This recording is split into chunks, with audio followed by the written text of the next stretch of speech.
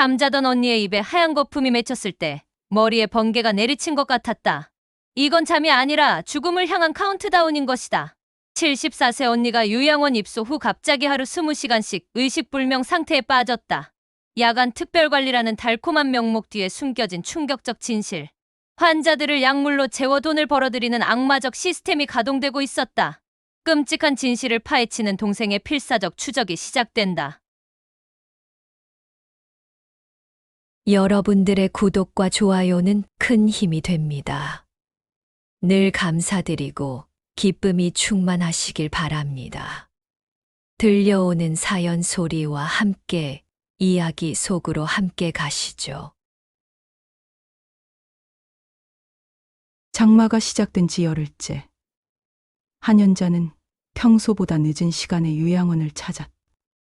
퇴직 후 2년이 지났지만 여전히 습한 날씨만 되면 무릎 관절이 쑤셔댔다. 저녁 7시가 넘어서야 통증이 가라앉아 그제야 움직일 수 있었다. 해드림 요양원에 유리문을 밀고 들어서며 연자는 뭔가 달라진 분위기를 감지했다. 평소 웃음소리가 들리던 로비가 조용했다. 경비원은 졸고 있었고 간호사들은 얼굴을 찌푸린 채 무언가를 토닥거리고 있었다. 연자의 시선이 벽면 게시판에 붙은 새 안내문에 머물렀다. 야간 특별관리 서비스 안내. 환자 안전을 위한 필수 서비스. 필수라는 단어가 유독 굵은 글씨로 쓰여 있었다. 붙인 날짜를 보니 일주일 전이었다. 연자는 고개를 갸웃하며 3층으로 올라갔다. 복도에 도착하자마자 이상한 냄새가 코를 찔렀다. 평소의 소독약 냄새가 아니었다. 뭔가 달큰하고 무거운 마치 오래된 약 냄새 같았다. 301호 언니 방 문을 열었을 때 연자는 숨이 막혔다. 한금자는 침대에 누워 있었지만 그것은 잠든 것이 아니었다. 입이 벌어진 채 침이 개개에 굳어 있었고 눈꺼풀이 가늘게 떨리고 있었다. 평소 같으면 문 여는 소리에 벌떡 일어나 어머, 연자야 라고 소리치던 언니였다. 74세인데도 동네 아주머니들과 수다 떨기를 좋아하고 요양보호사들에게 옛날 이야기를 들려주며 웃음꽃을 피우던 그 언니가 언니. 연자가 조심스럽게 어깨를 흔들었다. 반응이 없었다. 손을 잡아보니 미지근했다. 맥박은 뛰고 있지만 이상하게 느렸다. 손등에는 작은 멍이 여러 개 들어있었고 팔에는 혈압계를 감아둔 밴드가 2겹으로 둘러져 있었다. 언니, 언니. 연자의 목소리가 높아졌다. 이때 문이 열리며 당직 간호사가 들어왔다. 젊은 여자였는데 표정이 어딘가 어색했다. 아, 보호자분 오셨네요. 오늘 할머님이 많이 주무세요. 주무시는 게 아니라 의식을 잃은 것 같은데요. 연자가 다그쳤다. 이게 정상인가요? 간호사는 시선을 피하며 대답했다. 요즘 컨디션이 안 좋으셔서 주치의 선생님께서 안정제를 얼마나 드셨길래 이 모양이에요. 그거 처방은 의사 선생님께서 하시니까요. 연자는 핸드백에서 작은 수첩을 꺼냈다. 오래된 교무 수첩이었다. 30년 넘게 학급 일지를 쓰며 기른 습관으로 언니 입소 후부터 면회 때마다 상태를 기록해왔다. 시간, 의식 상태, 대화 내용, 식사량까지 꼼꼼히 적었다. 수첩을 넘기며 연자는 이상함을 느꼈다. 언니는 부지런해서 밤에 잘 자고 낮에는 쉴 새 없이 움직이는 사람이었다. 그런데 최근 일주일간의 기록을 보니 패턴이 완전히 뒤바뀌어 있었다. 낮에도 깨어있는 시간이 줄었고 밤에는 아예 깨우기가 힘들 정도였다. 6월 20일 오후 2시 반응 둔항. 대화 불가능. 6월 21일 저녁 7시. 수면 중. 깨우기 어려움. 6월 22일 오후 3시 의식 저하. 침 흘림 증상. 연자는 형광펜으로 이상 증상들을 표시하기 시작했다. 그러다 문득 궁금해져 간호사에게 물었다. 야간 특별관리 서비스가 뭔가요? 간호사의 얼굴이 순간 경직됐다. 그거. 밤에 환자분들이 불안해하시거나 잠을 못 주무실 특별히 돌봐드리는 거예요. 언니는 밤에 잠을 잘 못 자는 분이 아니었는데요. 최근에 증상이 바뀌셨어요. 야간에 돌아다니시려고 해서. 연자는 의심스러운 눈으로 간호사를 바라봤다. 언니는 무릎이 아파서 밤에 돌아다닐 수도 없는 상태였다. 게다가 평소 성격이 순한 편이라 간병인들에게 부담을 준 적이 한 번도 없었다. 간호사가 서둘러 나를 이었다. 요즘 노인분들이 밤에 많이 불안해하세요. 코로나, 후유증도 있고. 그래서 안정을 위해서. 안정제를 누가 처방하죠? 주치의 선생님이요. 처방전을 보여주세요. 간호사는 당황한 기색을 드러내며 더듬거렸다.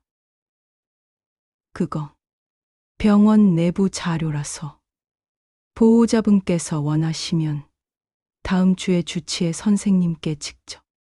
다음 주요? 연자의 목소리가 차갑게 변했다.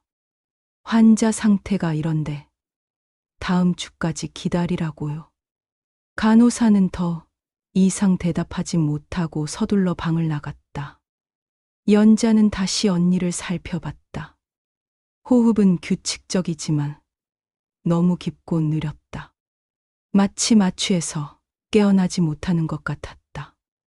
연자는 수첩에 오늘의 상황을 자세히 기록했다. 시각, 의식 상태, 간호사의 어색한 반응, 그리고 복도에서 맡은 이상한 약 냄새까지. 기록하다 보니 하나의 의문이 떠올랐다. 야간 특별관리라는 서비스가 시작된 시점과 언니의 증상 악화 시점이 일치한다는 것이었다. 연자는 복도로 나와 다른 병실들을 슬쩍 들여다봤다.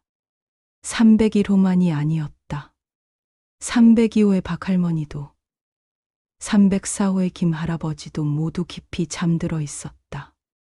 평소 같으면 저녁 시간대에 복도를 거닐거나 담소를 나누던 어르신들이 한 명도 보이지 않았다. 이상했다. 너무 이상했다. 연자가 엘리베이터 앞에서 기다리고 있을 때 뒤에서 누군가 다가왔다. 젊은 여자의 목소리였다. 혹시 301호 보호자분이시죠? 연자가 돌아보니 승무대 후반으로 보이는 요양보호사가 서 있었다. 명찰에는 정하늘이라고 쓰여 있었다. 얼굴에는 불안한 기색이 역력했다. 네. 그런데요? 정하늘은 주변을 살피더니 작은 목소리로 말했다. 선생님, 혹시 시간 있으시면 잠깐 이야기할 수 있을까요? 중요한 얘기가 있어요. 무슨 이야기요? 여기서는 안 돼요. 1층 카페에서. 정하늘의 눈빛에는 절박함이 담겨 있었다. 연자는 직감했다. 이 젊은 요양보호사가 자신이 찾던 답의 열쇠를 가지고 있을지도 모른다고. 그런데 왜 저에게? 선생님이 매일 오셔서 할머님 상태를 기록하시는 거 봤어요. 그리고 정하늘은 잠시 망설이더니 결심한 듯 말을 이었다. 여기서 이상한 일들이 벌어지고 있어요. 301호 할머님만이 아니라 다른 분들도. 그 순간 간호사 스테이션에서 누군가 부르는 소리가 들렸다. 정하늘 씨, 어디 계세요? 정하늘의 얼굴이 창백해졌다. 지금 가야 해요. 1층 카페에서 10분 후에 만나요. 꼭 오세요. 연자는 고개를 끄덕였다. 정하늘이 서둘러 간호사 스테이션 쪽으로 향하는 뒷모습을 바라보며 가슴 한편에서 불안감이 커져갔다. 엘리베이터를 기다리며 연자는 다시 한번 복도를 둘러봤다. 모든 병실이 고요했다. 너무나 고요했다. 마치 환자들이 잠들어 있는 것이 아니라 다른 무엇인가에 의해 강제로 조용해진 것 같았다. 1층 카페로 향하면서 연자의 머릿속에는 하나의 의문이 계속 맴돌았다. 야간 특별관리라는 명목 하에 대체 무엇이 벌어지고 있는 것일까? 그리고 언니는 왜 이렇게 깊이 잠들어 있는 것일까? 카페 한쪽 구석 자리에 앉아 정하늘을 기다리며 연자는 수첩을 다시 펼쳤다. 언니의 변화가 시작된 정확한 시점을 찾고 있었다. 그때 정하늘이 조심스럽게 다가와 맞은편 자리에 앉았다. 선생님, 정말 죄송해요. 이런 식으로 부르게 돼서. 괜찮아요. 그보다 무슨 일인지 말해주세요. 정하늘은 잠시 침묵하더니 떨리는 목소리로 입을 열었다. 여기서 환자분들에게 이상한 일이 벌어지고 있어요. 정하늘은 커피잔을 두 손으로 감싸 쥔 채 주변을 한 번 더 둘러봤다. 카페에는 늦은 시간이라 손님이 별로 없었지만 그녀는 여전히 불안해했다. 선생님, 제가 이런 말씀을 드려도 될지 모르겠지만 정하늘의 목소리가 떨렸다. 요양원에서 환자분들에게 약을 너무 많이 드리고 있어요. 연자는 수첩을 테이블 위에 올려놓았다. 구체적으로 어떤 약을요? 안정제요. PRN이라고 하는데 필요할 때만 드리는 약이거든요. 그런데 요즘에는 정하늘은 말을 잇지 못하고 입술을 깨물었다. 요즘에는 어떤데요? 매일 밤마다 모든 환자분들에게 같은 시간에 드려요. 심지어 잠들어 있는 분들에게도요. 연자의 표정이 굳어졌다. 잠들어 있는 사람에게 왜 안정제를? 그게 말이 안 되잖아요. 정하늘은 고개를 떨었다. 저도 처음엔 의사 선생님이 지시한 줄 알았어요. 그런데 이상한 게 너무 많아요. 정하늘은 핸드폰을 꺼내 화면을 연자에게 보였다. 전산 투약 기록이 떠 있었다. 이게 EMAR이라고 하는 전산 시스템이에요. 모든 투약 기록이 여기에 남거든요. 그런데 보세요. 화면에는 날짜와 시간, 환자명, 약물명이 빼곡히 적혀 있었다. 연자는 화면을 자세히 들여다봤다. 6월 20일 밤 10시, 6월 21일 밤 10시, 6월 22일 밤 10시. 연자가 중얼거렸다. 모든 환자에게 같은 시간에? 네, 맞아요. 보통은 환자분마다 증상이 다르니까 투약 시간도 다른데 요즘엔 마치 단체로 하는 것처럼. 연자는 자신의 수첩과 핸드폰 화면을 번갈아 보며 날짜를 맞춰봤다. 언니의 증상이 악화된 날짜와 나간 투약 기록이 정확히 일치했다. 이 기록을 누가 입력하나요? 수간 오사님이요. 최미령 선생님. 최미령. 연자는 그 이름을 수첩에 적었다. 그분과 얘기해봤어요? 정하늘의 얼굴이 어두워졌다. 해봤어요. 그런데 이사 지시라고만 하시고 더 묻지 말라고 하셨어요. 심지어 빈앰플을 따로 모아두지 말라고 하셨어요. 원래는 투약 확인을 위해서 빈앰플을 하루 정도 보관해야 하거든요. 그런데 바로바로 일반 쓰레기와 섞어서 버리라고. 연자는 펜을 꽉 쥐었다.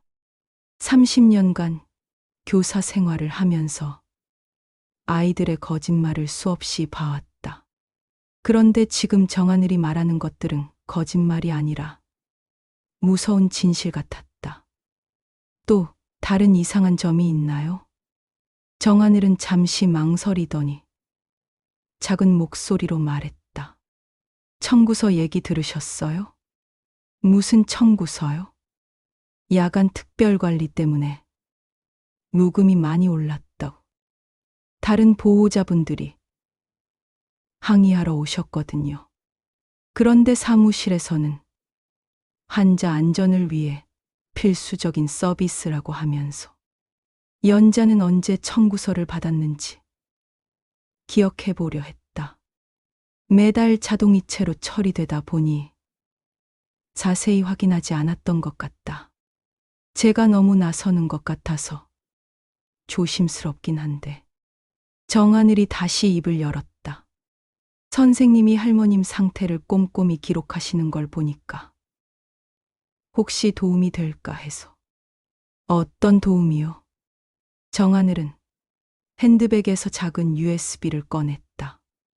EMAR 기록을 복사해뒀어요. 그리고 그녀는 또 다른 봉투를 꺼냈다. 빈 앰플도 몇 개 모아뒀어요. 수간 오사님이 버리라고 했지만 뭔가 이상해서. 연자는 정하늘을 다시 보았다. 겉보기에는 어리고 순진해 보이지만 이 젊은 여자에게는 정의감이 있었다. 왜 이렇게까지 하는 거예요? 정하늘의 눈에 눈물이 고였다. 제가 이 일을 시작한 게 환자분들을 돌보고 싶어서였거든요. 그런데 지금은 환자분들이 하루 종일 잠만 자세요. 말씀도 안 하시고 웃지도 않으시고 마치 살아있는 게 아니라 그냥 인형 같아요. 조용한 인형. 연자는 소름이 돋았다. 조용한 인형이라는 표현이 언니의 현재 모습과 정확히 일치했다. 선생님, 제가 이런 말씀 드려도 될지 모르겠지만 정하늘이 더욱 목소리를 낮췄다. 요양원에서 돈을 벌고 있는 것 같아요. 환자분들을 잠재워서. 무슨 뜻이에요? 야간 특별관리라는 명목으로 추가 요금을 받으면서 실제로는 약으로 환자분들을 재워버리는 거예요.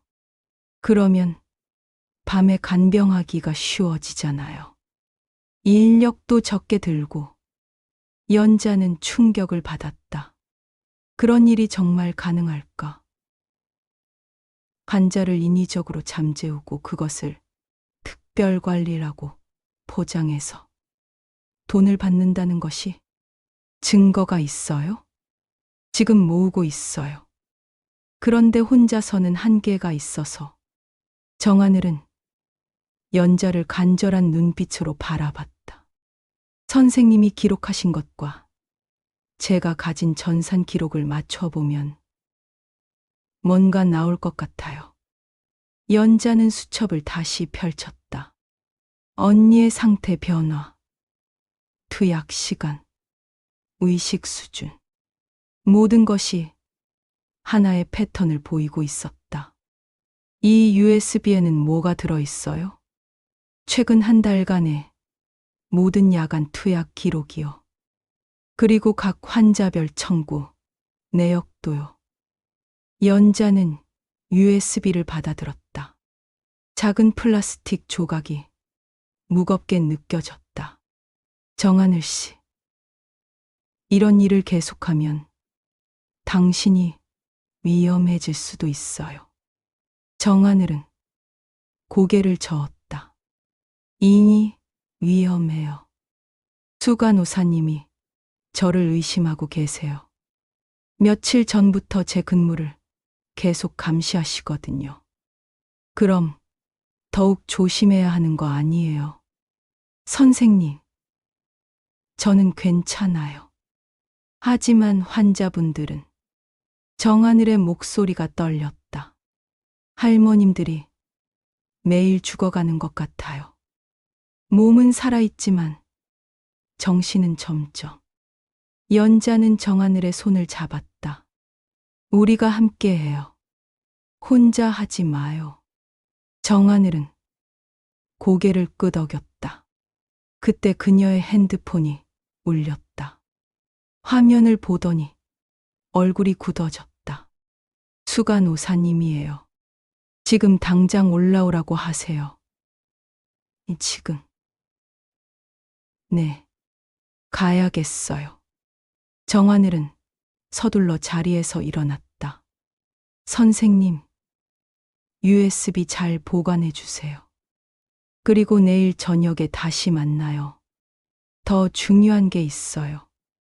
더 중요한 게 뭔데요? 하지만 정하늘은 이미 카페를 나가고 있었다. 연자는 혼자 남아 USB를 손바닥에 올려놓고 바라봤다. 집으로 돌아가는 길에 연자는 계속 생각했다. 정말로 요양원에서 환자들을 인위적으로 잠재우고 있는 것일까? 그리고 그것이 사실이라면 언니는 지금 어떤 상태인 것일까? 집에 도착해서 연자는 컴퓨터를 켰다. USB를 꽂고 파일을 열어보니 정하늘의 말이 사실임을 확인할 수 있었다. 엑셀 파일에는 환자명, 투약 시간, 약물명, 그리고 청구, 금액이 상세히 기록되어 있었다.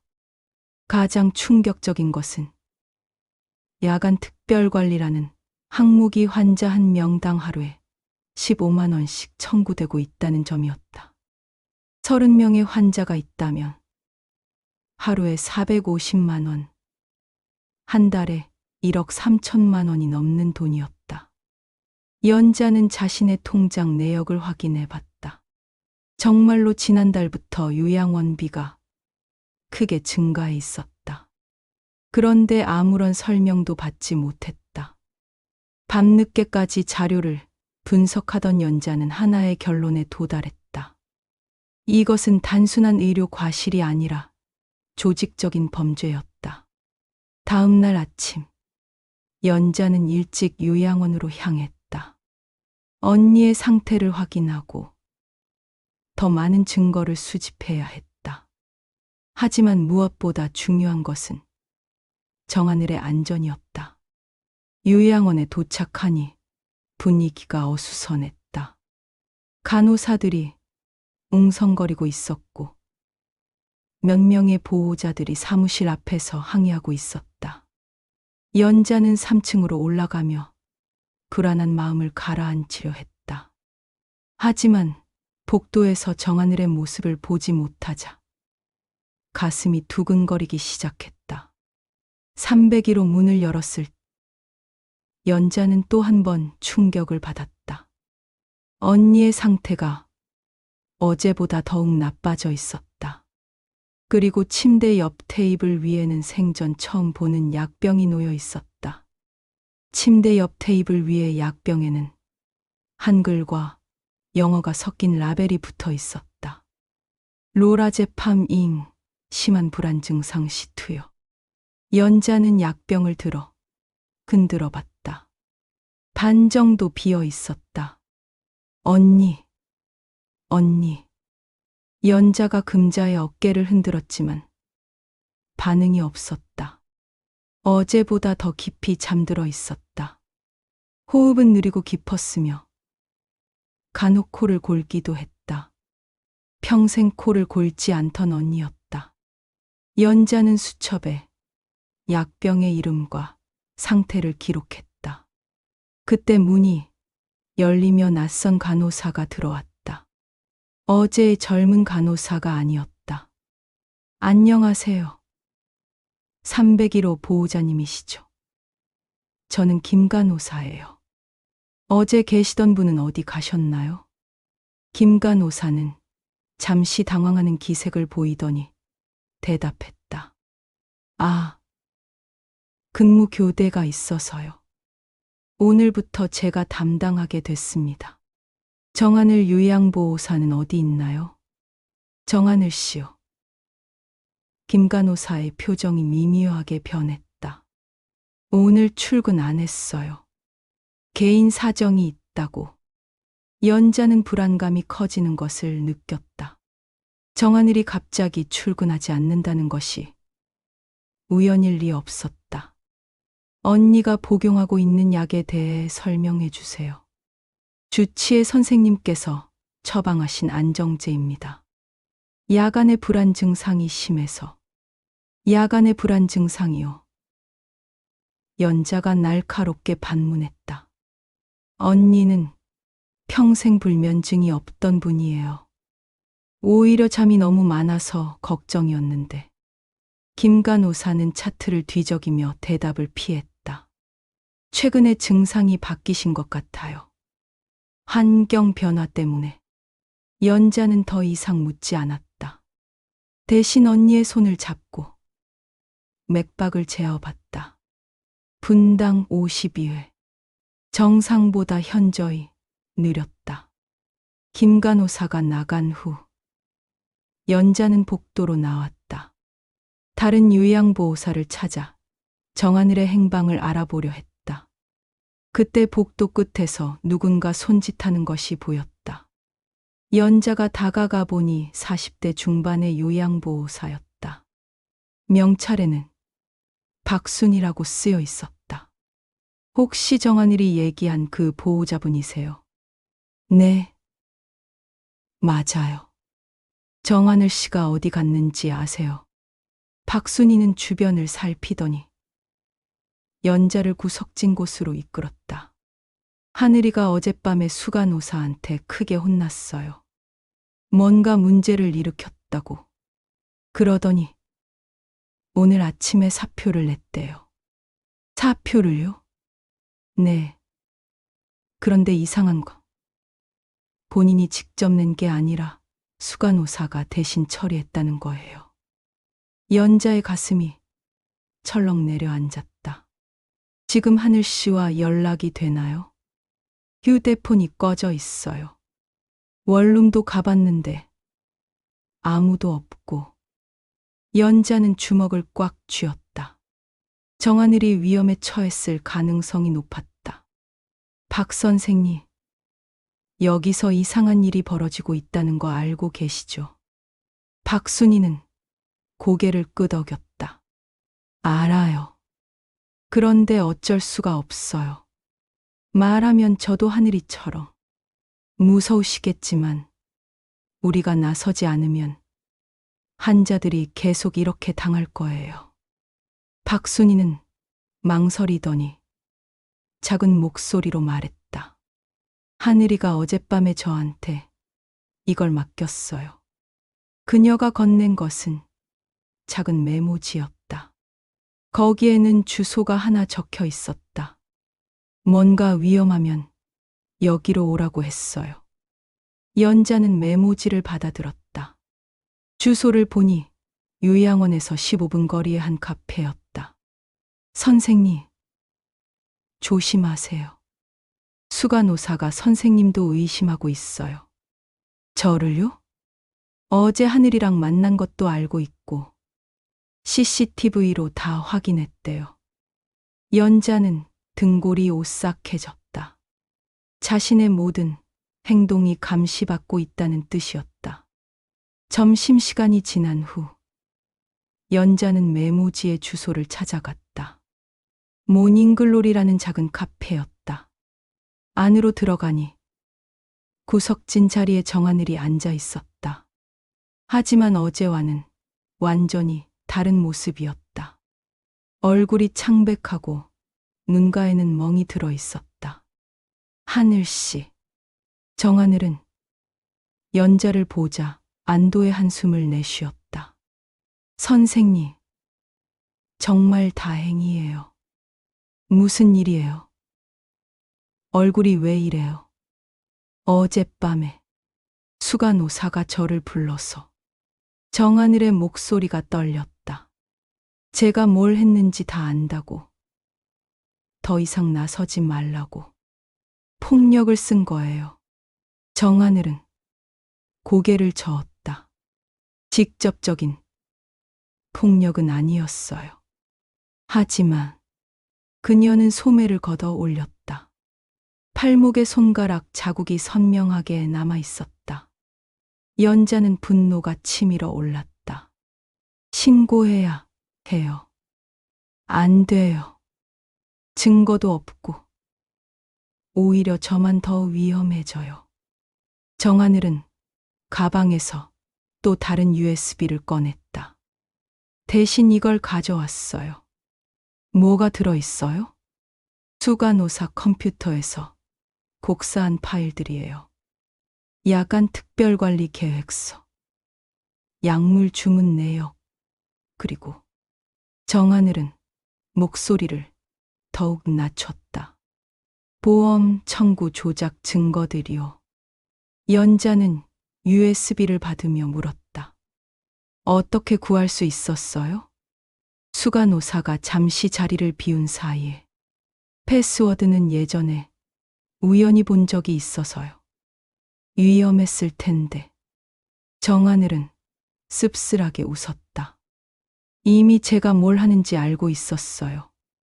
일부러 자리를 비운 것 같기도 하고, 마치 저보고 증거를 가져가라는 것처럼.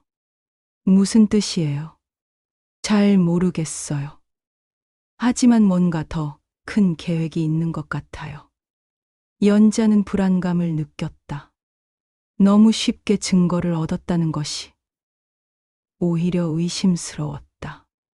하늘씨, 당분간 요양원에 나가지 마세요. 위험해요. 알아요. 친구 집에서 며칠 지낼 거예요. 정하늘은 연자의 손을 잡았다. 선생님, 이 일을 끝까지 해내세요. 할머님들을 구해주세요. 연자는 고개를 끄덕였다. 하지만 마음 한편으로는 두려움도 컸다. 상대가 생각보다 훨씬 조직적이고 위험할 수도 있다는 생각이 들었다. 카페를 나오며 연자는 뒤를 돌아봤다. 혹시 누군가 따라오는 건 아닐까 하는 불안감 때문이었다. 다행히 수상한 사람은 보이지 않았다. 하지만 연자는 알지 못했다. 카페 맞은편 건물에서 망원렌즈가 자신의 모든 행동을 기록하고 있다는 것을. 그리고 그 렌즈 뒤에는 냉정한 눈빛의 남자가 휴대폰으로 누군가에게 보고하고 있었다. 목표 확인했습니다. 예상대로 움직이고 있어요. 그날 밤 연자는 새벽까지 두 번째 USB 파일을 분석했다. 정하늘이 가져온 자료는 첫 번째보다 훨씬 충격적이었다. 엑셀 파일 이름만 봐도 소름이 돋았다. 야간 가산 목표 달성률, 환자별 투약량 조절표, 보험 청구 최적화 방안. 가장 끔찍한 것은 환자들을 A, B, C 등급으로 나눠 놓은 분류표였다. A 등급은 가족 면회 빈도 높음, 유주의. B 등급은 보통 관리, C 등급은 집중 관리 대상이라고 되어 있었다. 언니는 B 등급에 분류되어 있었다. 연자는 치를 떨었다. 이들은 환자를 사람이 아닌 수익 창출 도구로 보고 있었다. 다음 날 오전, 연자는 유양원 사무실을 찾았다. 청구서를 다시 받고 싶다고 했다. 어머니, 청구서는 매달 자동으로 발송되는데요. 사무직원의 대답이 기계적이었다. 세부 내역을 확인하고 싶어서요. 특히 야간 특별관리 항목이요. 직원의 표정이 미묘하게 변했다. 잠시만 기다리세요. 잠깐 후 중년 여성이 나타났다. 수간호사 최미령이었다. 연자는 처음 보는 얼굴이었지만 정하늘의 묘사대로 차갑고 계산적인 눈빛이 인상적이었다. 301호 보호자님이시죠? 저는 수간호사 최미령입니다. 네. 안녕하세요. 청구서 관련해서 뭔가 문제가 있으신가요? 연자는 준비해온 질문을 했다. 야간 특별관리가 구체적으로 어떤 서비스인지 설명해 주세요. 최미령은 매끈한 미소를 지었다. 어르신들이 밤에 불안해하시거나 잠을 못 이루실 때 전담 간호사가 특별히 돌봐드리는 서비스예요. 언니는 평소 잠을 잘 잤는데 언제부터 불안 증상이 생겼나요? 환경 변화로 인한 적응 장애는 흔한 일이에요. 주치의 선생님께서 판단하시고. 주치의가 누구죠? 서동혁 선생님이세요. 연자는 그 이름을 기억해뒀다. 선생님과 직접 상담할 수 있을까요? 최미령의 미소가 조금 굳어졌다. 예약이 필요해요. 오늘은 어려우실 것 같고. 그럼 언제요? 다음 주 정도에. 또 다음 주였다. 연자는 속으로 혀를 찼다. 그 전에 투약 기록이라도 볼 수 있을까요? 어떤 약을 얼마나 복용하고 있는지.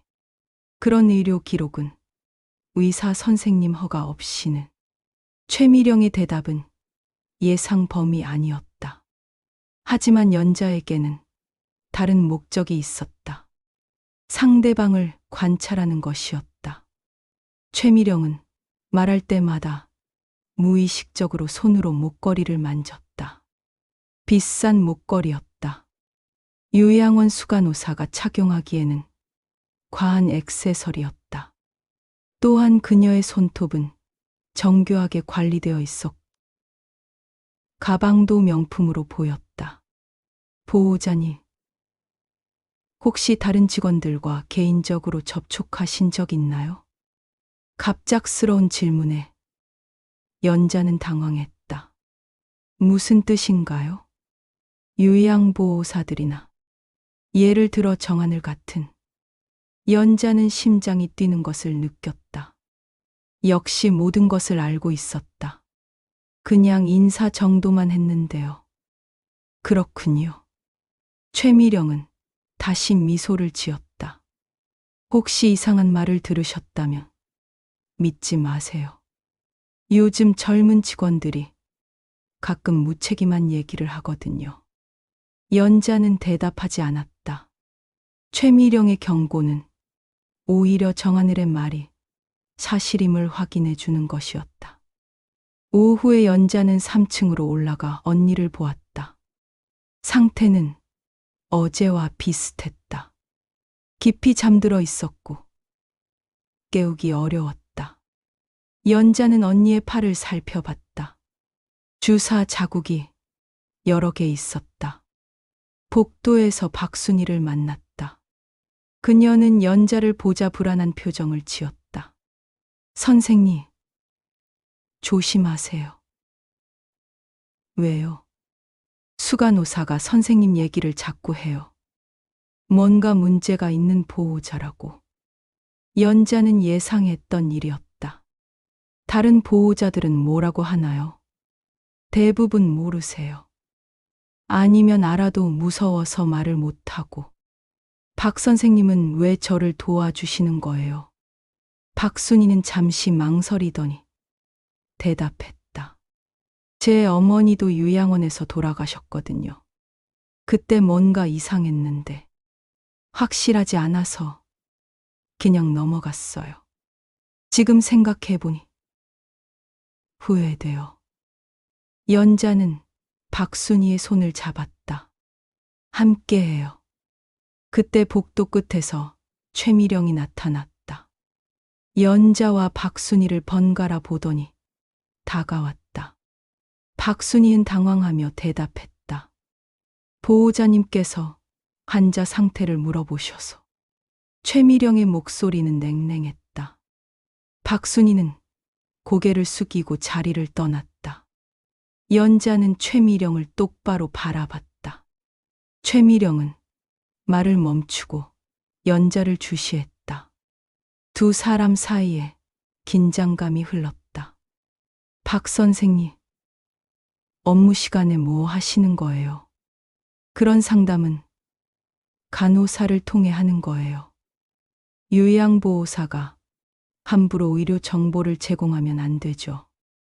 보호자님도 직원들 업무에 방해되지 않게 조심해 주세요. 제가 뭘 방해했나요?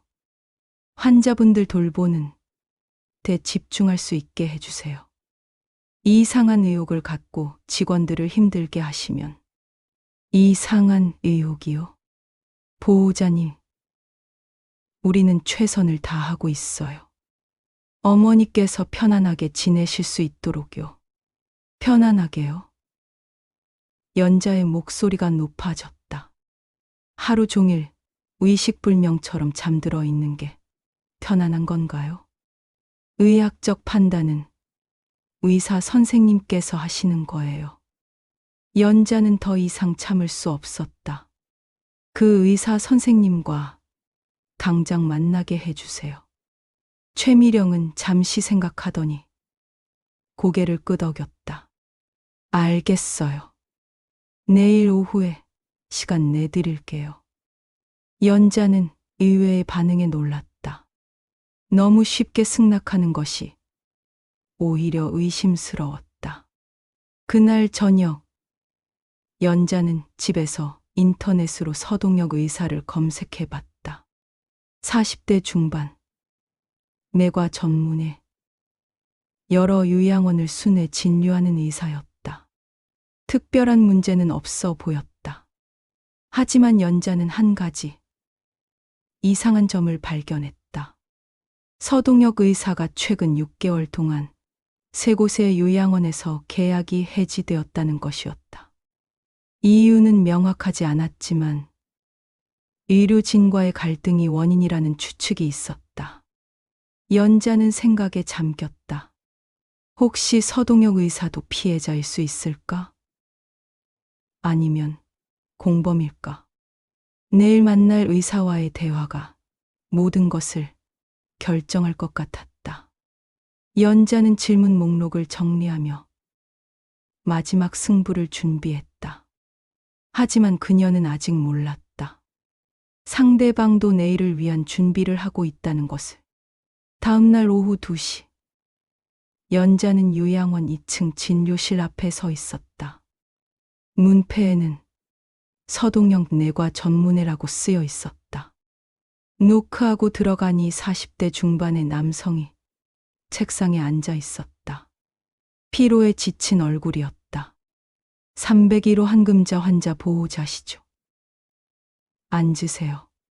서동혁은 차트를 펼쳐 보였다. 하지만 연자의 눈에는 차트보다 그의 책상 위에 엎어져 있는 서류가 더 눈에 띄었다. 투약관리 내부 점검이라는 제목이 보였다. 언니 상태에 대해 질문이 있어서 왔습니다. 네. 말씀해 보세요. 언제부터 야간 안정제를 처방하셨나요? 서동혁은 잠시 말을 멈췄다. 그의 눈가에 미세한 경련이 일었다. 환자분이 최근 야간의 불안 증세를 보여서 구체적으로 어떤 증세였나요? 제가 기록한 것과 비교해 보고 싶어서요. 연자는 수첩을 펼쳐 보였다. 서동혁은 수첩을 보더니 표정이 복잡해졌다. 보호자분께서 꽤 자세히 기록하셨네요. 언니 상태가 걱정돼서요. 그런데 제가 기록한 것과 처방 사유가 맞지 않는 것 같아서. 서동혁은 손으로 이마를 문질렀다. 보호자님, 저는 제가 할 수 있는 선에서 최선을 다했습니다. 무슨 뜻이세요? 서동혁은 책상 위에 서류를 쓱 끌어당기더니 서랍에 넣었다. 하지만 연자는 이미 결제 반려. 도장을 확인했다. 의사로서 제가 판단했을 때 서동혁은 말을 잇지 못했다. 선생님, 솔직히 말씀해 주세요. 여기서 무슨 일이 벌어지고 있는 건가요? 서동혁은 연자를 오랫동안 바라봤다. 그의 눈에서 무력감과 분노가 동시에 읽혔다. 보호자님, 저도. 그가 입을 열려는 순간 문이 열렸다. 선생님, 회의 시간입니다. 최미령이 들어왔다. 그녀는 연자를 보더니 가벼운 미소를 지었다. 상담 잘 되셨나요? 서동혁은 급히 차트를 정리하며 일어났다. 네, 마무리됐습니다. 그럼 선생님, 회의실로. 연자는 일어서지 않았다. 아직 질문이 더 있는데요. 최미령이 끼어들었다. 보호자님, 의사 선생님 시간이 부족해서요. 다음에 예약 잡아드릴게요. 지금 당장 답변이 필요한 건데요. 그럼 제가 답변 드릴게요. 수간호사로서. 의사가 아닌 분의 답변은 필요 없어요. 최미령의 표정이 굳어졌다. 서동혁은 어쩔 줄 몰라 했다. 보호자님, 너무 감정적으로 접근하지 마세요. 환자분을 위해서라도. 그때 연자의 휴대폰이 울렸다. 정하늘이었다. 선생님, 지금 어디세요? 급한 일이 생겼어요. 진료실에 있어요. 당장 나오세요. 중요한 걸 발견했어요. 연자는 자리에서 일어났다. 다음에 다시 오겠습니다. 그때는 충분한 시간 확보해 주세요. 진료실 나오며 연자는 뒤돌아봤다. 최미령이 서동혁에게 뭔가 작은 소리로 말하고 있었다. 서동혁의 얼굴은 더욱 어두워져 있었다. 1층에서 정하늘을 만났다. 그녀는 불안에 떨고 있었다. 선생님, 큰일 났어요. 뭔데요? 언니분 전원 통지서가 나왔어요. 정하늘이 건넨 서류를 보니 호스피스 전원 예정 환자 상태 악화로 인한 전문 치료 필요라고 쓰여 있었다. 전원 예정일은 3일 후였다. 이게 무슨 뜻이에요? 전원되면 모든 기록이 사라져요. 투약 기록, 치료 경과, 모든 증거가 이관이라는 명목으로. 연자는 손이 떨리는 것을 느꼈다. 언니 상태가 그렇게 나쁜가요? 아니에요. 어제까지만 해도 전원 얘기는 없었어요. 갑자기 오늘 아침에 통지서가 나왔어요. 연자는 상황을 파악했다. 자신이 너무 깊이 파고들자 상대방이 증거인멸을 위해 움직인 것이었다. 다른 환자들도 전원 통지를 받았나요? 아니요. 언니분만요. 정하늘은 또 다른 서류를 꺼냈다. 그리고 이것도 봐주세요. 그것은 최미령의 자동차 등록증 사본이었다.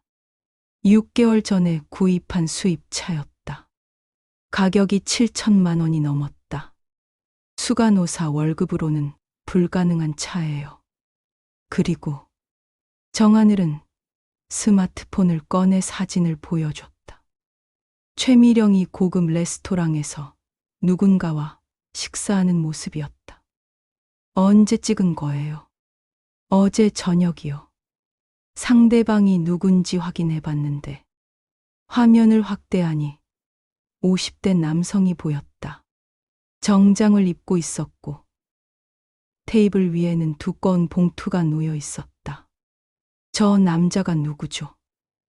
온누리 약국 사장 윤도훈이에요. 유양원에 약품 납품하는.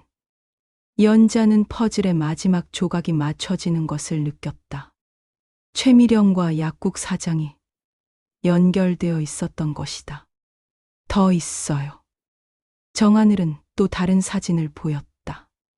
최미령이 이 약국에서 나오는 모습이었다. 손에는 서류 봉투를 들고 있었다. 매주 수요일마다 저 약국에 가요. 항상 서류를 가져가고 나올 때는 봉투가 얇아져 있어요. 연자는 이해했다. 리베이트였다. 불필요한 약물 처방량을 늘려주고 대가를 받는 것이었다. 하늘씨, 이 증거들을 어떻게 구했어요? 박 선생님이 도와주셨어요. 그분도 이 일을 끝내고 싶어 해요. 박 선생님이요? 네.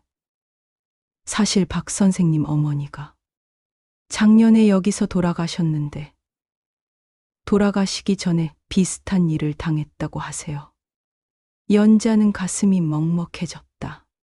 이런 일이 이미 오래전부터 반복되어 왔던 것이다. 선생님, 이제 어떻게 하죠? 언니분이 3일 후에 전원되면. 연자는 결심을 굳혔다. 신고해야죠. 더 이상 기다릴 수 없어요. 하지만 확실한 증거가 충분해요. 전산 기록, 현장 사진, 금전거래, 증거까지 있잖아요. 정하늘은 불안해했다. 만약에 실패하면 실패할 수 없어요. 언니를 구해야 하고 다른 환자들도 구해야 해요. 연자는 핸드폰을 꺼내 국민건강보험공단 신고센터 번호를 찾았다. 손가락이 떨렸지만 번호를 눌렀다. 여보세요. 유양원 부정 청구 신고하고 싶습니다. 전화를 끊고 나니 정하늘이 걱정스러운 얼굴로 바라보고 있었다. 선생님, 정말 괜찮을까요? 연자는 정하늘의 손을 잡았다. 우리가 하지 않으면 누가 하겠어요? 하지만 연자는 몰랐다. 유양원 3층에서 최미령이 창문 너머로 그들의 모습을 내려다보고 있다는 것을. 그리고 그녀가 이미 다음 계획을 세우고 있다는 것을. 최미령은 휴대폰을 꺼내 번호를 돌렸다. 윤 사장님, 일정을 앞당겨야겠어요. 내일 당장 처리하세요. 다음날 새벽 5시. 연자는 잠에서 깨어났다. 불안한 꿈을 꾼 탓인지 가슴이 두근거렸다. 언니가 희미하게 도와줘라고 속삭이는 꿈이었다. 서둘러 유양원으로 향했다. 평소보다 2시간이나 빨랐지만 뭔가 불길한 예감이 들어 가만히 있을 수 없었다. 유양원에 도착하니 이른 시간임에도 분주한 기색이 역력했다. 물품을 실은 트럭이 후문에 대기하고 있었고 작업복을 입은 남성들이 박스를 옮기고 있었다. 연자는 뒷문 쪽으로 돌아가 살펴봤다. 박스에 붙은 라벨을 보니 온누리 약국이라고 쓰여 있었다. 정하늘이 말한 그 약국이었다. 작업자들이 잠시 자리를 비운 사이 연자는 조심스럽게 다가가 각스를 확인해 봤다. 일부는 반품이라는 빨간 스티커가 붙어 있었다. 이상했다. 새벽에 반품 처리를 하는 것이? 거기 뭐 하세요? 갑자기 뒤에서 목소리가 들렸다. 연자는 깜짝 놀라 돌아봤다. 작업복을 입은 중년 남성이 서 있었다. 아, 저는 환자 보호자인데 일찍 와서 보호자시면 정문으로 들어가세요. 여긴 물품 반입구예요. 남자의 태도가 분명스러웠다. 연자는 사과하며 정문으로 향했다. 하지만 걸어가면서 휴대폰으로 박스들을 몇 장 촬영했다. 3층에 올라가니 곡도가 평소와 달랐다. 간호사들이 부산스럽게 움직이고 있었고 환자들 방에서는 캐리어를 끄는 소리가 들렸다. 301호로 향하는데 복도에서 박순이와 마주쳤다. 그녀의 얼굴은 창백했다. 선생님, 큰일 났어요. 뭔데요? 언니분 전원이 오늘로 앞당겨졌어요. 지금 준비하고 있어요. 연자는 뛰어가다시피 했다. 301호 문을 열자 2명의 간호사가 언니의 짐을 정리하고 있었다.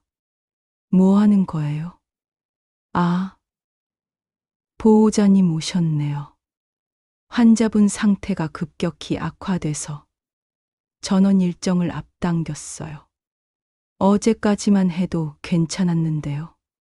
밤사이에 갑자기 연자는 언니를 살펴봤다. 어제보다 더 깊이 잠들어 있었다. 호흡이 더욱 느려져 있었고 맥박도 약했다. 뭔가 더 강한 약을 쓴 거죠. 간호사들이 서로 눈치를 봤다. 그런 건 주치의 선생님께. 주치의 선생님 당장 불러주세요. 지금 다른 환자 보시느라. 그때 최미령이 들어왔다. 평소와 달리 표정이 딱딱했다. 보호자님, 전원 준비를 서둘러야 해서요. 호스피스에서 침상 대기 중이에요. 전원을 왜 갑자기 앞당긴 거예요? 설명도 없이. 의료진 판단입니다. 환자분을 위해서. 연자는 더 이상 참지 못했다. 의료진 판단이요. 어떤 의료진이 새벽에 약 반품 처리를 지시하나요? 최미령의 표정이 순간 굳어졌다. 무슨 말씀이세요? 뒷문에서 봤어요. 온누리 약국 트럭이 반품 박스들을 가져가는 거요. 침묵이 흘렀다. 간호사들이 불안해하며 서로를 바라봤다. 보호자님, 물품 관리는 행정 업무예요. 환자 치료와는 별개죠. 별개요? 연자는 수첩을 꺼냈다. 그럼 이것도 별개인가요? 수첩에는 어제까지 정리한 모든 증거가 요약되어 있었다. 투약 기록, 청구 내역, 최미령의 고급차 구매 기록, 약국과의 만남 사진까지. 최미령의 얼굴이 창백해졌다. 그런 걸 어떻게 알았냐고요. 환자들을 약으로 재워놓고 가살료를 챙기는 걸 보호자가 모를 거라고 생각했나요? 간호사들이 웅성거리기 시작했다. 최미령은 그들을 쏘아보며 말했다. 다들 나가세요. 간호사들이 나간 후 최미령이 문을 닫았다. 보호자님, 지금 뭘 하려는 거예요? 당연히 신고했죠. 건강보험공단에. 최미령의 얼굴이 일그러졌다. 신고를 했다고요? 네. 그리고 경찰서에도 연락할 예정이에요. 보호자님, 잠깐만요. 대화를 해봅시다. 최미령이 연자 앞으로 다가왔다. 그녀의 목소리가 낮아졌다. 혹시 뭔가 오해가 있으신 것 같은데. 오해요? 제가 직접 본 건데, 보시기에는 그럴 수 있겠지만, 의료 현장은 복잡해요. 외부인이 보기에는 연자는 최미령을 똑바로 바라봤다. 외부인이라뇨? 저는 환자 보호자예요. 물론이죠. 하지만 의학적 판단은 전문가가. 전문가요? 연자는 차갑게 웃었다. 전문가가 환자를 약으로 재워서 돈을 버나요? 최미령은 입술을 깨물었다. 그리고 갑자기 다른 전술을 시도했다. 보호자님, 솔직히 말씀드릴게요. 요양원 운영이 쉽지 않아요. 인력난도 심하고 수익도 박해서. 그래서 환자를 이용한다고요? 이용이 아니라 효율적 관리예요. 어르신들도 편안하게 지내시고. 편안하게요? 연자의 목소리가 높아졌다. 하루 종일 의식불명 상태로 있는 게 편안한 거예요. 최미령은 말문이 막혔다. 그때 문이 열리며 50대 남성이 들어왔다. 어제 정하늘이 보여준 사진 속의 그 남자였다. 무슨 일이에요? 윤 사장님. 이분이 보호자. 윤도우는 연자를 위아래로 훑어보더니 비웃듯 말했다. 아, 소문 들었어요. 여기저기 기웃거리면서 문제 만드는 분이시죠. 연자는 분노가 치밀어 올랐다. 문제를 만드는 게 아니라 문제를 해결하려는 거예요. 해결이라. 윤도훈이 최미령과 눈빛을 주고받았다. 보호자님, 현실을 좀 봅시다. 어머님 상태가 어떤지 아시죠? 이미 회복 가능성은? 그런 판단을 당신이 할 일이에요? 저는 약사예요. 전문가죠. 전문가라면 불법 약물 남용을 막아야 하는 거 아니에요? 윤도훈의 얼굴이 굳어졌다. 불법이라뇨? 모든 처방은 의사가 처방했다고요? 그럼 서동혁 선생님께 직접 확인해 보죠. 최미령이 급히 끼어들었다. 보호자님, 이런 식으로 접근하시면 아무도 도움이 안 돼요. 누구에게 도움이 안 된다는 거죠? 환자들에게? 아니면 당신들에게? 침묵이 흘렀다. 윤도훈이 최미령에게 뭔가 손짓했다. 보호자님, 마지막으로 말씀드릴게요. 최미령이 입을 열었다. 어머님 전원은 이미 결정된 사항이에요. 거부하면 어떻게 할 건데요?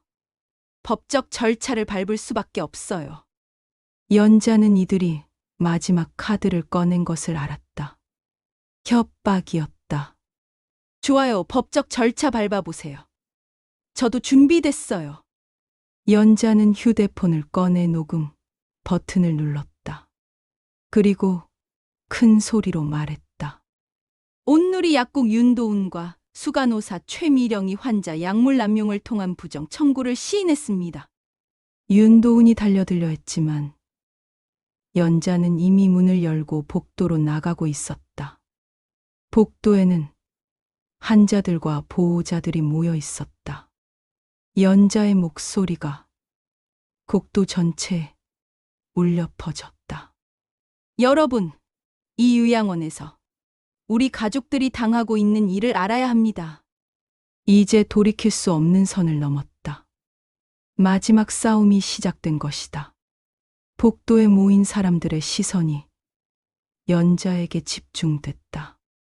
몇몇 보호자들은 당황한 표정이었고, 간병인들은 서로 수군거렸다. 연자는 떨리는 목소리로 말을 이었다.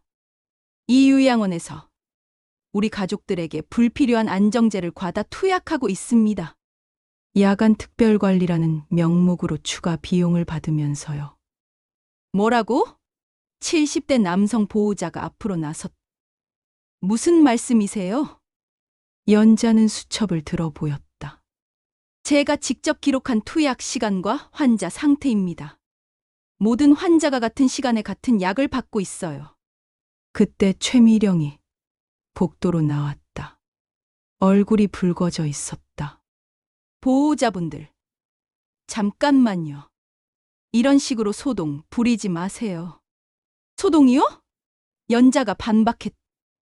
환자들이 약에 중독되는 게 소동인가요? 보호자들이 웅성거리기 시작했다. 302호. 보호자가 물었다. 우리 어머니도 요즘 하루 종일 주무시는데. 설마. 맞아요. 연자가 고개를 끄덕였다. 확인해 보세요. 청구서에 야간 특별관리 항목 있죠? 여러 보호자들이 핸드폰으로 통장 내역을 확인하기 시작했다. 아, 진짜네. 언제부터 이런 항목이? 저희도 요금이 갑자기 올랐던데. 최미령이 급하게 손을 저었다. 여러분, 오해입니다. 모든 처방은 정당한 의학적 판단에 따른. 정당한 의학적 판단? 연자가 소리쳤다. 그럼 서동혁 선생님 불러보세요. 직접 설명하시라고요. 이때 윤도훈이 복도로 나왔다. 그는 최미령의 귀에 뭔가 속삭였다. 보호자분들, 진정하세요. 이런 식으로 해결될 문제가 아니에요. 윤도훈이 말했다. 당신이 누구예요? 한 보호자가 물었다. 온누리 약국 대표 윤도훈입니다. 이 요양원에 약품을 공급하는? 연자가 끼어들었다. 공급만 하나요? 아니면 리베이트도 주나요? 윤도훈의 얼굴이 일그러졌다. 무슨 말도 안 되는. 연자는 핸드폰을 꺼내 사진을 보였다. 어제 찍은 사진입니다. 최미령 수간호사와 고급 레스토랑에서 만나시더군요. 보호자들이 사진을 보기 시작했다. 사진 속 두꺼운 봉투가 선명히 보였다. 저게 뭐예요? 누군가 물었다. 리베이트죠. 불필요한 약물 처방량을 늘려주고 받는 데가요. 최미령이 소리쳤다. 말도 안 되는 추측으로. 추측이요? 연자는 또 다른 사진을 보였다. 매주 수요일마다 약국에 가시는 것도 추측인가요? 복도가 시끄러워졌다. 보호자들이 분노하기 시작했다. 우리가 바보로 보였나? 그럼 우리 아버지가 맨날 자는 것도. 이때 엘리베이터에서 정하늘이 나타났다. 손에는 노트북 가방을 들고 있었다. 선생님. 정하늘이 연자 옆으로 다가왔다. 준비됐어요. 연자는 정하늘이 가져온 노트북을 받았다. 여러분, 결정적인 증거를 보여드리겠습니다. 노트북을 열어 EMAR 전산 기록을 화면에 띄웠다. 날짜별, 환자별 투약 기록이 빽빽하게 나열되어 있었다. 보세요. 모든 환자가 밤 10시에 PRN 투약을 받고 있습니다. 필요시에만 주는 약인데 30명이 똑같은 시간에? 보호자들이 화면을 자세히 보기 시작했다. 우리 어머니 번호도 여기 있네. 아버지도. 연자는 다음 파일을 열었다. 야간 가산 목표 달성률이라는 엑셀 시트였다. 이걸 보세요. 환자들을 A, B, C등급으로 나눠놨습니다. C등급은 집중관리 대상이라고 되어 있고요. 한 보호자가 물었다. 집중관리가 뭐예요? 약물로 재우기 쉬운 환자들이에요. 가족 면회가 적거나 의사소통이 어려운 분들을. 보호자들의 분노가 폭발했다. 이게 말이 돼? 우리를 뭘로 보고? 최미령이 필사적으로 해명하려 했다. 오해예요. 그런 뜻이 아니라. 연자는 마지막 파일을 열었다. 온누리 약국과의 계약서와 월별 리베이트 지급 내역이었다. 이것이 금전거래 증거입니다. 약물 사용량에 따라 퍼센테지로 리베이트를 받았어요. 윤도훈이 노트북을 닫으려 했지만 여러 보호자들이 막았다. 하지 마세요. 우리도 봐야 해요. 그때 엘리베이터가 다시 열렸다. 서동혁 의사가 나왔다. 그의 얼굴은 창백했다. 무슨 일이에요? 최미령이 급히 다가갔다. 선생님, 보호자들이 오해를 하고 있어서. 연자가 서동혁을 똑바로 바라봤다. 선생님, 솔직히 말씀해 주세요. 모든 환자에게 매일 밤 안정제를 처방하라고 지시한 적 있나요? 서동혁은 말을 못했다. 입술만 떨릴 뿐이었다. 선생님, 어제 진료실에서 보여주신 내부 점검 보고서는 뭐였나요? 서동혁의 어깨가 떨렸다. 그는 주변을 둘러보더니 마침내 입을 열었다. 저는 반대했습니다. 복도가 조용해졌다.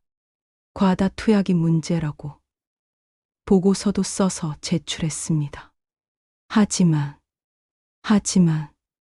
행정 라인에서 반려됐습니다. 계속 문제 제기하면 계약 해지하겠다고. 보호자들이 웅성거렸다. 서동혁은 고개를 떨구고 말을 이었다. 저도 생계가 있어서 다른 요양원에서도 이미 계약이 해지된 상태라. 연자는 서동혁을 이해했다. 그는 공범이 아니라 또 다른 피해자였다. 그럼 실제 처방 지시는 누가 한 거죠? 서동혁이 최미령을 바라봤다. 수간호사가 의사 처방전을 조작해서. 최미령이 소리쳤다. 그건 거짓말이에요. 거짓말이요? 정하늘이 나섰. 그럼 이것도 거짓말인가요? 정하늘은 핸드폰에서 동영상을 재생했다. 최미령이 처방전에 도장을 찍는 모습이었다. 서동혁이 없는 상황에서. 언제 찍은 거예요? 누군가 물었. 지난주요. 야간 근무 중에 몰래 찍었어요. 최미령의 얼굴이 새하얗게 됐다. 윤도훈은 이미 도망갈 생각을 하는 듯 뒤를 돌아봤다. 이때 엘리베이터에서 정장을 입은 남녀가 나왔다. 가슴에는 국민건강보험공단이라는 명찰이 달려 있었다. 안녕하세요. 신고 접수 건으로 조사 나왔습니다. 연자는 안도의 한숨을 내쉬었다. 드디어 공식적인 조사가 시작되는 것이었다. 공단 조사관이 말했다. 관련자분들은 모두 조사에 접조해 주시기 바랍니다. 그리고 증거 자료들은 보전 조치하겠습니다. 최미령과 윤도훈은 더 이상 변명할 수 없었다. 모든 증거가 드러났기 때문이었다. 연자는 301호로 달려갔다. 언니는 여전히 깊이 잠들어 있었지만 이제 구원의 희망이 보였다. 언니, 이제 괜찮아요. 곧 깨어날 거예요. 연자는 언니의 손을 처음으로 안도의 눈물을 흘렸다. 압수수색은 3일간 계속됐다. 국민건강보험공단 조사팀과 경찰이 합동으로 요양원 전체를 뒤졌다. 최미령의 컴퓨터에서 나온 파일들은 연자와 정하늘이 수집한 증거보다 훨씬 방대했다. 시설장 고대식도 결국 소환됐다. 그는 끝까지 모르는 일이라고 잡아댔지만 그의 결제 도장이 찍힌 야간 가산 목표치 문서가 발견되면서 공범으로 입건됐다. 윤도훈의 온누리 약국도 폐쇄됐다. 수사 과정에서 다른 요양원들과도 비슷한 거래를 해왔다는 사실이 드러났다. 리베이트 규모만 연간 3억 원이 넘었다. 가장 충격적인 것은 환자 분류표였다. C등급으로 분류된 환자 18명 중 7명이 지난 6개월 동안 사망했다는 사실이었다. 모두 자연사로 처리됐지만 과다 투약으로 인한 면역력 저하가 원인으로 추정됐다. 연자는 매일 언니 곁을 지켰다. 약물 투여를 중단한 첫날, 언니는 하루 종일 잤다. 둘째 날에는 가끔 눈을 뜨긴 했지만 초점이 없었다. 셋째 날, 드디어 변화가 시작됐다. 어디야? 언니가 처음으로 의미 있는 말을 했다. 목소리는 거칠고 약했지만 분명히 의식이 돌아오고 있었다. 언니, 나야. 연자야. 금자는 천천히 고개를 돌려 연자를 바라봤다. 눈동자에 생기가 돌았다. 연자, 맞구나. 왜 울어? 연자는 자신도 모르게 눈물이 흐르고 있었다. 괜찮아. 기뻐서 그래. 나 얼마나 잤지? 머리가 무거워. 오래 잤어. 이제 괜찮으니까 걱정 마. 금자는 손으로 이마를 문질렀다. 이상해. 꿈을 계속 꾼 것 같은데 깨어나질 못하겠더라고. 연자의 가슴이 아팠다. 언니도 분명히 느꼈을 것이다. 자신의 의식이 억압당하고 있다는 것을. 언니, 배고프지? 그런 것 같기도 하고. 잘 모르겠어. 담당 의사가 바뀌었다. 서동혁은 참고인 조사를 받은 후 사직했다. 새로운 젊은 여의사는 친절했다. 해독 과정이 순조롭게 진행되고 있어요. 일주일 정도 더 지나면 정상 컨디션으로 돌아올 겁니다. 완전히 회복되나요? 다행히 뇌 손상은 없어요. 다만 근력이 많이 떨어져서 재활이 필요할 거예요. 연자는 안도했다. 늦지 않았다. 언니를 구해낼 수 있었다. 사흘 후, 금자는 침대에 앉아서 죽을 먹었다. 손놀림이 서툴렀지만 스스로 숟가락을 들었다. 연자야, 여기 뭔가 이상했어. 뭐가? 간호사들이 밤마다 와서 주사를 놨거든. 나는 아프지도 않은데. 연자는 언니의 손을 잡았다. 이제 그런 일 없어. 새로운 곳으로 옮길 거야. 그래. 다행이다. 여기 있으면 자꾸 이상한 꿈을 꾸더라고. 일주일 후, 금자를 새로운 요양원으로 옮겼다. 시설은 조금 낡았지만 직원들이 친절했다. 무엇보다 환자들이 생기 있게 움직였다. 여기가 훨씬 좋네. 금자가 웃으며 말했다. 사람들이 살아있어. 연자도 웃었다. 살아있다는 표현이 얼마나 소중한지 이제야 알았다. 한 달 후, 연자는 법정에 섰다. 최미령, 윤도훈, 고대식의 재판이었다. 연자는 피해자 가족으로 증언했다. 피해자가 겪은 고통에 대해 말씀해 주세요. 언니는 74세입니다. 인생의 마지막 시간을 존엄하게 보낼 권리가 있었어요. 그런데 이들은 언니를 돈벌이 수단으로 만들었습니다. 연자의 목소리가 떨렸다. 언니가 깨어난 후 했던 말이 있어요. 자꾸 이상한 꿈을 꾸더라고라고 했어요. 그게 얼마나 무서운 일인지 아세요? 자신의 의식을 잃고 몽롱한 상태로 몇 달을 보낸다는 게. 재판부는 최미령에게 징역 3년, 윤도훈에게 징역 2년 6개월, 고대식에게 징역 2년을 선고했다.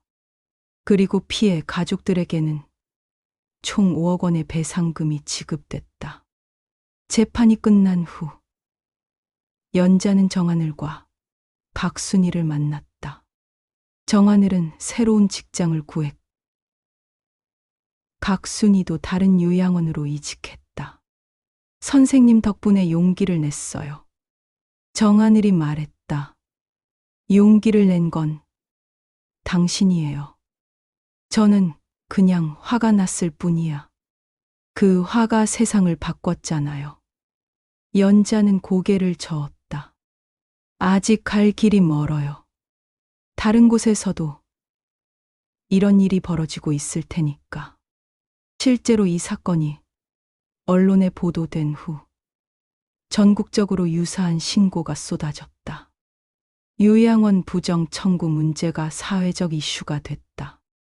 보건복지부는 요양원 투약 관리 개선 방안을 발표했다. 모든 투약 기록을 실시간으로 보호자가 확인할 수 있는 시스템을 도입하기로 했다. 6개월 후 연자는 언니와 함께 산책을 했다. 금자는 지팡이를 짚고 있었지만 혼자서 걸을 수 있었다. 연자야, 고마워. 뭐가? 날 깨워줘서. 연자는 언니의 팔을 끼고 천천히 걸었다. 따뜻한 봄 햇살이 두 사람을 비췄다. 언니, 오늘은 날씨가 참 맑네. 응, 맑아. 오랜만에 이렇게 맑은 날이야. 금자의 목소리는 이제 완전히 제 목소리였다. 약에 찌든 무기력한 음성이 아닌 74년을 살아온 한 사람의 생생한 목소리였다. 그날 저녁 뉴스에서는 요양원 투약관리법 통과 소식이 나왔다. 연자와 정하늘의 용기 있는 제보가 법 제정의 계기가 되었다는 내용이었다. 연자는 언니와 함께 뉴스를 봤다. 우리가 한 일이 헛되지 않았구나. 당연하지. 우리 언니가 얼마나 대단한 사람인데. 금자가 웃으며 말했다. 나는 그냥 깨어있고 싶었을 뿐이야. 그 말이 모든 것을 담고 있었다. 깨어있을 권리, 의식을 잃지 않을 권리, 존엄하게 늙어갈 권리. 연자는 언니의 손을 잡았다. 따뜻하고 살아있는 손이었다. 언니, 우리 앞으로도 계속 깨어있자. 응, 끝까지. 창밖으로 석양이 지고 있었다. 하지만 두 사람의 마음속에는 새로운 아침이 밝아오고 있었다. 오늘 영상 마음에 드셨나요? 여러분은 오늘 어떤 하루를 보내고 계신가요? 항상 응원하고 있습니다. 좋아요와 댓글, 구독은 저에게 큰 힘이 됩니다. 다음에도 재미와 감동을 드릴 수 있는 이야기로 찾아올게요. 들려오는 사연 소리였습니다. 감사합니다.